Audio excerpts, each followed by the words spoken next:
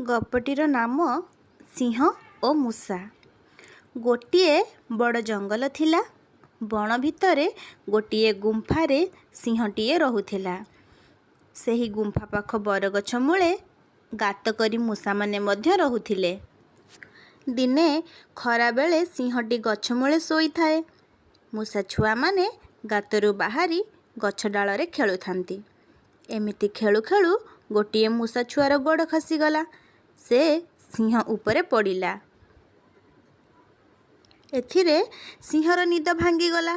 ସିଂହ ଖୁବ୍ ଜୋରରେ ରାଗିଯାଇ ମୂଷା ଛୁଆକୁ ଧରି ପକାଇଲା।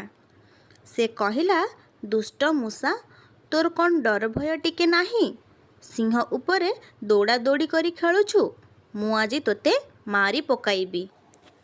ସିଂହ କଥା ଶୁଣି ମୂଷା ଛୁଆଟି ଡରିଗଲା। ଥରି ଥରି କହିଲା, ମହାରାଜ, ମୋର ଦୋଷ ହୋଇଛି। ଆଉ ଏଭଳି ଦୁଷ୍ଟାମି କେବେ କରିବି ନାହିଁ। ଆଜି ଦୟାକରି ମୋତେ ଛାଡ଼ି ଦିଅନ୍ତୁ। ଦରକାର ବେଳେ ମୁଁ ଆପଣଙ୍କୁ ନିଶ୍ଚୟ ସାହାଯ୍ୟ କରିବି। ମୂଷା କଥା ଶୁଣି ସିଂହ ହସିଦେଲା। ସିଂହ କହିଲା, ତୁ ଏଡ଼ିକି ଟିକିଏ ମୂଷା ଛୁଆ, ଫୁଙ୍କିଦେଲେ ଉଡ଼ିଯିବୁ। କହୁଛି କ'ଣ ନା ଉପକାର କରିବି। ହଉ ଯା, ଆଜି ମୁଁ ତୋତେ ଛାଡ଼ିଦେଲି। ଆଉ ଦିନକର କଥା, ସିଂହ ବଣରେ ବୁଲୁ ବୁଲୁ ଶିକାରୀ ଫାଶରେ ପଡ଼ିଗଲା। ତା ଗୋଡ଼ ବାନ୍ଧି ହୋଇଗଲା।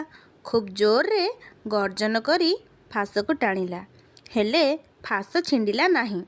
ସିଂହର ଗର୍ଜନ ମୂଷା ଛୁଆ ଶୁଣିଲା।